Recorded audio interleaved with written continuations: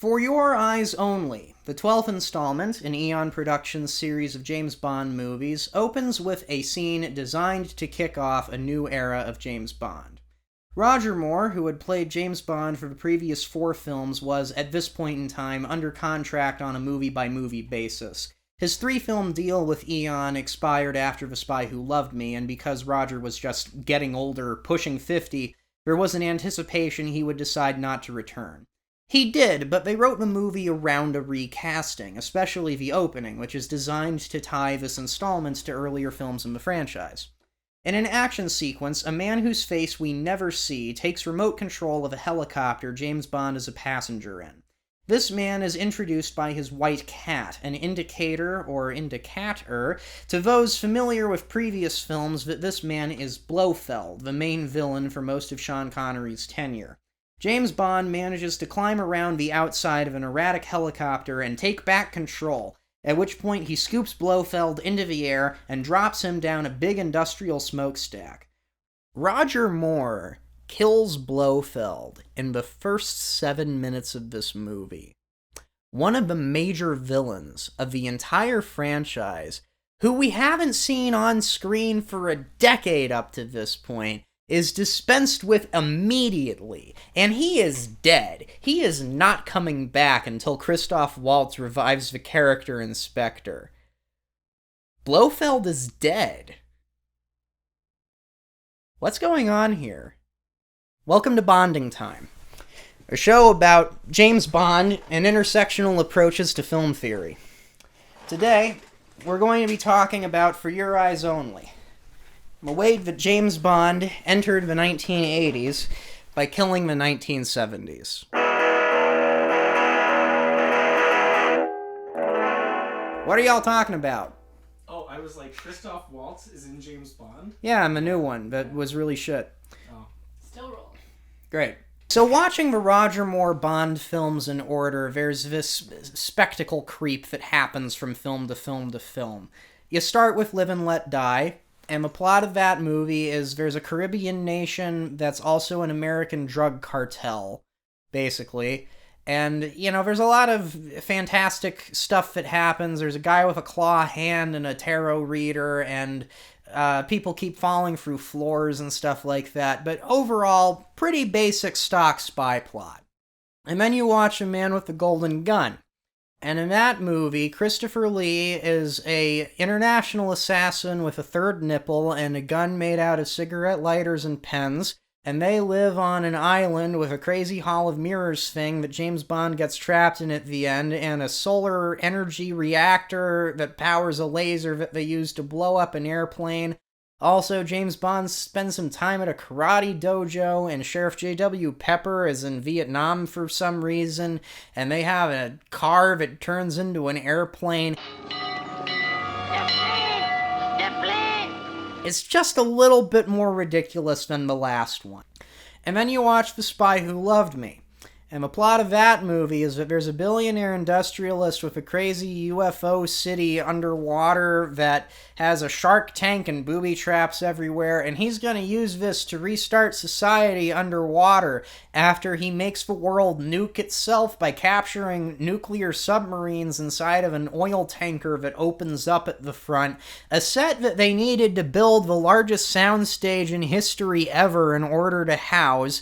Also, there's a guy with metal teeth who kills people by biting their necks like a vampire, and James Bond has a car that turns into a submarine. It's the exact kind of 70s insanity that I am here for. And then you watch Moonraker, aka James Bond in space! And the premise of that movie is that there's a billionaire industrialist who wants to kill everybody on the earth by gassing them to death because he's a eugenicist. So he's built a crazy space station using space shuttles, and he fires big contraptions full of tubes with poison gas at the planet. And the U.S. Air Force and this guy's henchmen have a laser battle in space in a James Bond movie. No, I am not making any of this up. Also, the guy from the last movie with metal teeth is back, and this time he gets a girlfriend, and then he joins James Bond at the end of the movie, and James Bond has a spy gondola in Venice, and the spy gondola turns into a hovercraft, and he drives the spy gondola hovercraft around Venice, and a pigeon does a double take. Following the theme, you'd expect that there would be a car that turns into a spaceship, but I suppose God is only ever so generous. Looking at that escalation, there really is nowhere left to go besides, like, time travel. And as much as I would pay all the money to watch a Roger Moore Bond movie where the evil villain's plan is to kill everybody by traveling back in time, I also completely understand why it was time to calm down a little bit.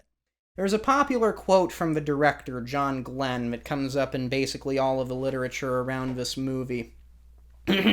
We had gone as far as we could into space. We needed a change of some sort, back to the grassroots of Bond. We wanted to make the new film more of a thriller than a romp, without losing sight of what made Bond famous. It's humor.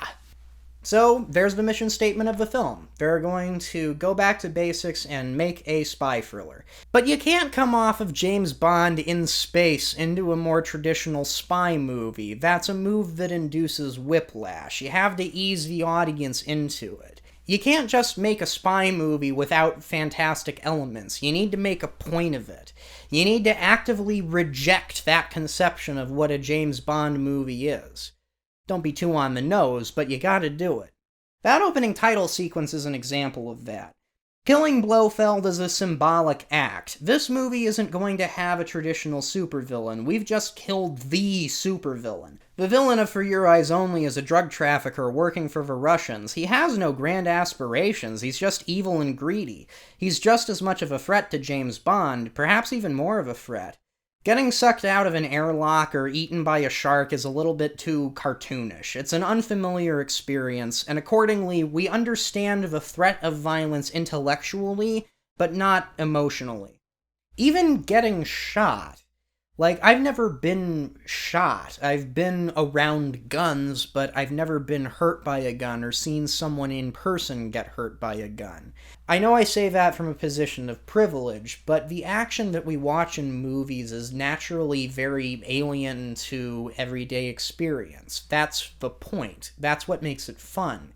It's a simulation of danger. It allows you a safe place to experience these intense emotions without actually putting yourself in harm's way. You know what isn't alien? Drowning.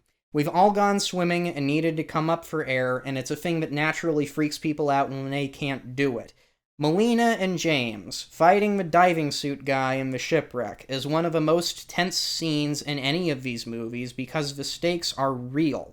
The same goes for the keel hauling scene, lifted from the novel of Live and Let Die, fun fact, and the rock climbing sequence at the end. These are all moments of action that feel very dangerous, and it's because the danger is a danger that we regularly encounter.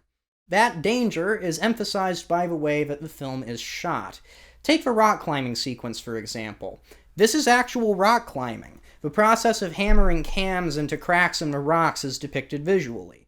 The sequence is full of high-angle shots following the cliff face down, as well as extreme wide shots of Bond climbing the side of the mountain, a tiny blip on the side of a horrific sheer cliff face, emphasizing the height of Bond's climb. Compare this to an earlier film, Diamonds Are Forever, directed by Guy Hamilton and shot by Ted Moore. This is an unrealistic version of rope climbing, firing cams out of a gun that sorta just stick there. More interesting, the scene's master wide is a slight low-angle 3/4 perspective in a place where the camera can't physically be unless it was on a massive crane. We do get a shot after Bond comes off the elevator from a downward angle emphasizing the height, but it's clearly a green screen. The technology wasn't there yet. Similarly, the elevator ride up does communicate the height, but in a cool way, broadcasting how badass James Bond looks while riding up the elevator, rather than the vertigo the situation would actually induce. I suspect most of the sequence was filmed on a soundstage. There's nowhere lower for the camera to tilt towards because Sean Connery is only ever 15 feet off the ground.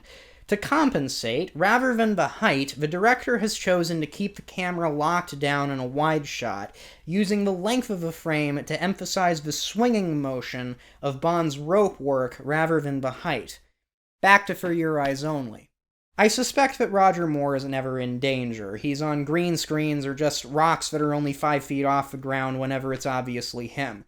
Otherwise, it's almost certainly a stunt double, but the use of a double allows the edit to communicate the sheer enormity of the cliff being climbed. The edit is more frenetic to better blend the illusion of double and lead actor. Overall, the motion of the sequence is vertical rather than horizontal. James Bond climbs up the mountain, gets knocked down the mountain, looks at the base of the mountain, looks up at the top of the mountain, and it is absolutely stomach-churning when he gets kicked off the cliff and falls 50 feet. Being fair to Diamonds, the sequence in For Your Eyes Only isn't just longer, it's a set piece. That said, the way that these two scenes are shot point to two very different action sensibilities, and that sensibility carries through the entire rest of the film. John Glenn was a film editor and second unit director for a very long time, especially on other Bond films, before getting this film as his directorial debut. What's interesting about choosing Glenn to helm this project is that his other work in other Bonds was very tense and realistic action sequences in movies that otherwise have very campy action. He directed, for example, the ski chase that opens The Spy Who Loved Me, and the scene in Moonraker where Bond and a henchman fall out of a plane and fight over the parachute. Both fan-favorite scenes. He's a good choice for making an entire movie dedicated to grounding the concept, because that's what he's done well in the past. He would go on to direct 5 Bond films in a row, ending his tenure with License to Kill. This same general thesis follows into the rest of the action as well. The most obvious way is by intentionally depowering James Bond. The movie habitually strips Bond of his traditional equipment. For example, at the start of the ski chase, he drops his gun, and then his gun is shot away from him by the biathlon champion. For the rest of the scene, James Bond can't fight back. He can only escape. Compare this to the ski chase from The Spy Who Loved Me, where James Bond kills a guy with a gadget ski pole as a major action beat. My favorite example of this is at the beginning of the film's car chase. For some context, in 1981, car alarms would have been a fairly new thing. They'd been installing them on Corvettes for a while, and their popularity was increasing with the crime rate of the 1970s, but in the popular consciousness, it was a recent development. So, it would have been a very topical joke at the time when this happens.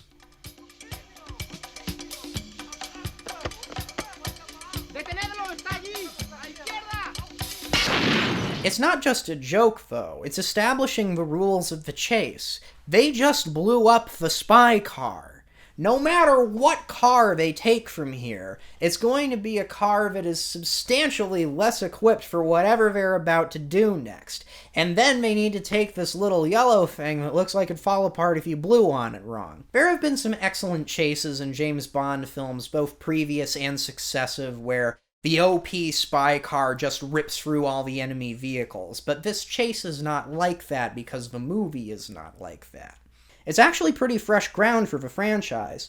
Bond has been in chases without a spy car before, but those chases also have a different feel. I'm thinking of the vaguely bullet-inspired police chase in Diamonds Are Forever, and the double-decker bus chase in Live and Let Die. These are chases where James Bond is driving a bruiser of a vehicle that can really ram stuff. The Citroën is light, it is nimble, it gets rammed off the road and tumbles end over end incredibly easily, and a consequence of that is a very plucky, Bugs Bunny-esque car chase where Melina and Bond need to experiment with different tactics in order to find the most effective means of escape. Speaking of Melina, I think this is a good opportunity to transition away from the general filmmaking craft and into the movie's sexual politics.